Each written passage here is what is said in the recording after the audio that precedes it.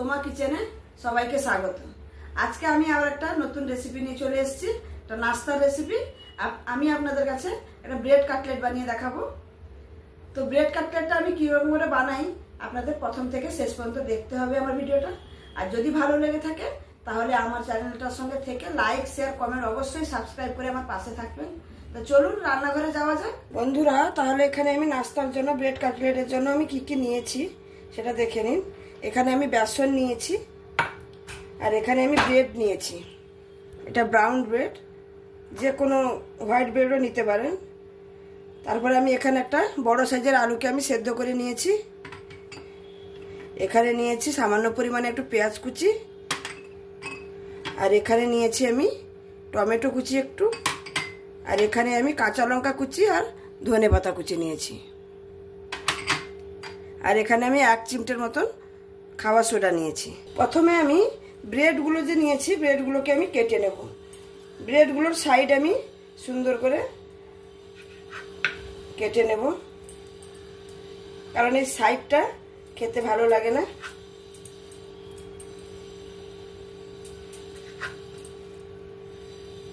আমি একটা ছুরির মাধ্যমে এরকম করে সুন্দর করে কেটে নিয়েছি, দেখুন। দিয়ে এটাকে আমি কোনাকুনি করে এটাকে আমি কেটে নেব, কাটলেটের মতন করে আমি ব্রেডগুলোকে কেটে নিয়েছি। এরকম করে আমি সব ব্রেডগুলো আমি কেটে নিচ্ছি।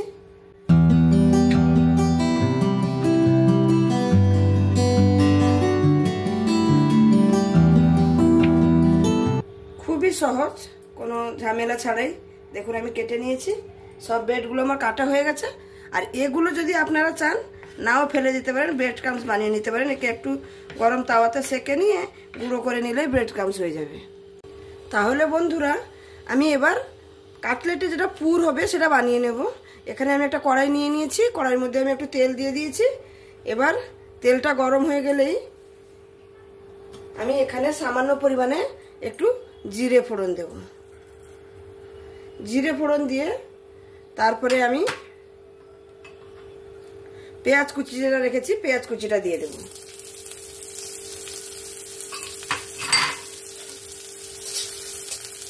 যে পেঁয়াজ কুচিটাকে একটু 1-2 মিনিটের মতন ভেজে নেব। এখানে দেখুন পেঁয়াজটা কিন্তু বেশি ভাজার দরকার নেই, একটু নরম হয়ে গেলেই হবে, যে লাল লাল করে ভাজতে হবে সেরকম কোনো কথা নেই। এবার আমি টমেটো কুচিটাও দিয়ে দেব, আর এখানে যে আমি কাঁচা লঙ্কা কুচি রেখেছিলাম সেটাও দিয়ে দেব। যেহেতু টিফিনের নাস্তা, এটা ঝালটা যে যার স্বাদ অনুসারে দেবেন। যা আবার একটু নাড়াচাড়া করে নেব।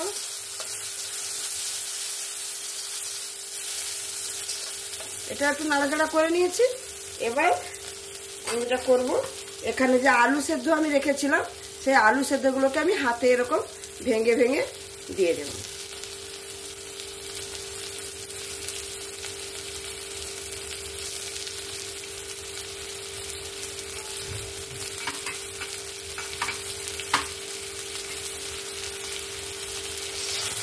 এর সঙ্গে ভালো করে মিক্স করে নেব।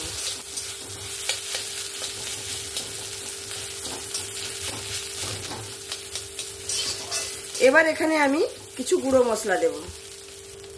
এখানে আমি গুঁড়ো মশলার মধ্যে প্রথমে আমি স্বাদ অনুসারে লবণ দেব, আর একটু দেব খালি সামান্য পরিমাণে একটু হলুদ, আর একটু জিরের গুঁড়ো। আর যদি এখানে আপনারা একটু ঝাল পছন্দ করেন তাহলে একটু সামান্য পরিমাণে একটু লঙ্কার গুঁড়ো।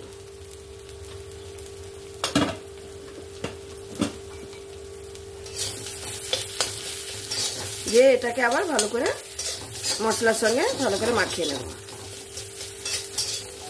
পুরটা বানানো দেখে নিশ্চয়ই বুঝতে পারছেন এটা বাচ্চাদের জন্য একদম সুন্দর নাস্তা। বড়রাও খেতে পারেন চায়ের সঙ্গে। আমার এখানে পুরটা হয়ে গেছে সম্পূর্ণভাবে রেডি। এবার আমি পুরটাকে তুলে নেব। সরি বন্ধুরা, আমি এখানে পুরটার মধ্যে ধনে পাতাটা দিতে ভুলে গেছিলাম। ধনে পাতাটাও দিয়ে দেবো এখানে, দিয়ে ভালো করে মিক্স করে এটাকে নামিয়ে নেব। মিক্স হয়ে গেছে, এবার এটা আমি নামিয়ে নেব। তারপরে আমি যেটা করব, বেসনটাকে আমি মাখিয়ে নেব। বেসনটা মাখানোর জন্য এখানে আমি যে খাবার সোডাটা নিয়েছিলাম সেটা দিয়ে দেব, আর দেব এখানে স্বাদ মতো লবণ, আর একটু দেব হলুদের গুঁড়ো, আর একটু দেব লঙ্কার গুঁড়ো, দিয়ে আমি এটাকে ভালো করে মাখিয়ে নেব।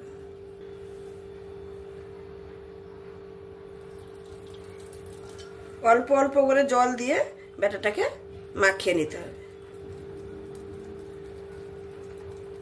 এখানে আমি হাত দিয়ে মাখাচ্ছি, হাত দিয়ে মাখালে ব্যাটারটা সুন্দর করে মাখানো হবে, এতে যেন কোনো ডেলা ডেলা না থাকে, সুন্দর করে মাখিয়ে নিতে হবে। দেখুন বন্ধুরা, আমি ব্যাটারটা মাখিয়ে নিয়েছি, আর কতটা পাতলা করে মাখিয়েছি, বেশি মোটা কিন্তু না, বেশি পাতলাও না আর বেশি মোটাও না, দেখে নিশ্চয়ই বুঝতে পারছেন। এবার আমি এটাকে সাইডে রেখে আমি কাটলেটের মধ্যে পুরগুলো ভরে নেব। এবার আমি কাটলেটের আকারে গড়ে নেব। এরকম একটা পিস নেব, পিস নিয়ে ব্রেডের এরকম একটা পিস নেব, পিস নিয়ে এর মধ্যে আমি এই আলুর যে পুরটা করেছি এটা আমি দিয়ে দেব।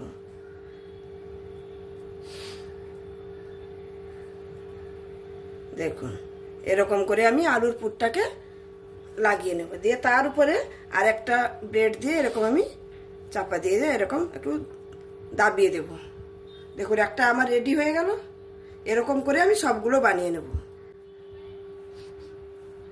আর এটা যদি দোকান থেকে কিনে খান, এতটা আলুর পুর নিশ্চয়ই দেবে না, বাড়িতে বানালে নিজের মতন করে বানানো যায়, আর সেটা হেলদিও হয় আর বাচ্চাদের জন্য খুব ভালো।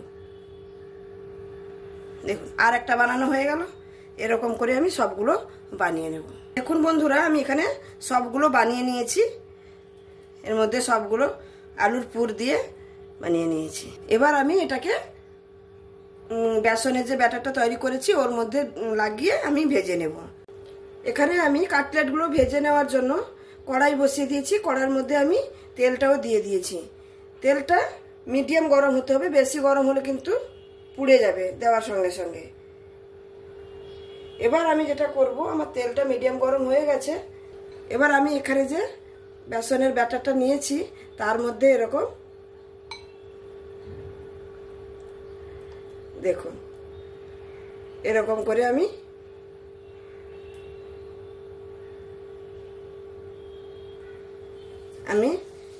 ছেড়ে দিচ্ছি।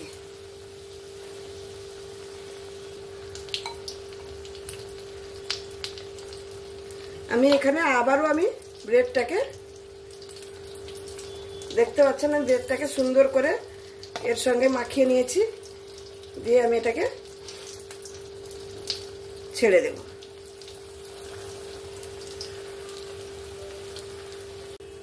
এখানে আমার এক সাইড করে ভাজা হয়ে গেছে, আমি এটাকে উল্টে নেব।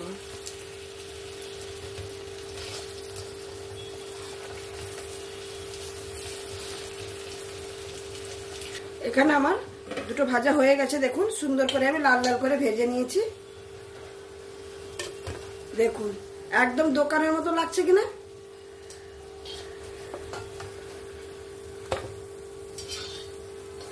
তারপরে আমি আর সবগুলো ভেজে নেব। দেখুন বন্ধুরা, আমি আবারও আপনাদের দেখাচ্ছি।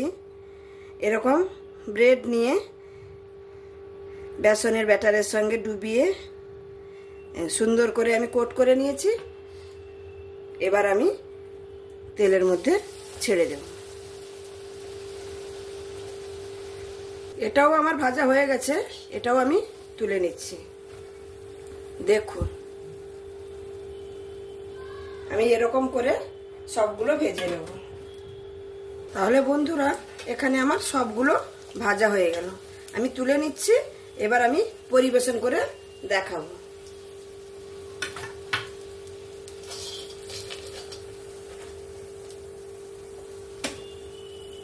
দেখুন বন্ধুরা, আমি কত সহজেই ব্রেড কাটলেটগুলো বাড়িতে বানিয়ে নিলাম।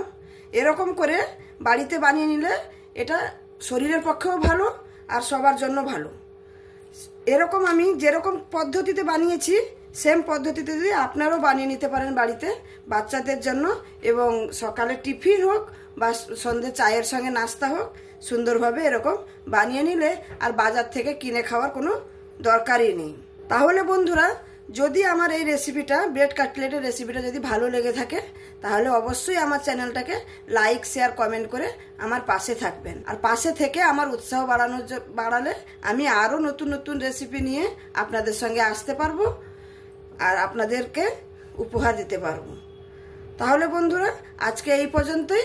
আবার কোনো দিন অন্য কোনো ভিডিও নিয়ে, রেসিপি নিয়ে আপনাদের সঙ্গে উপস্থিত হব। তো আজকের মতন এখানেই টাটা।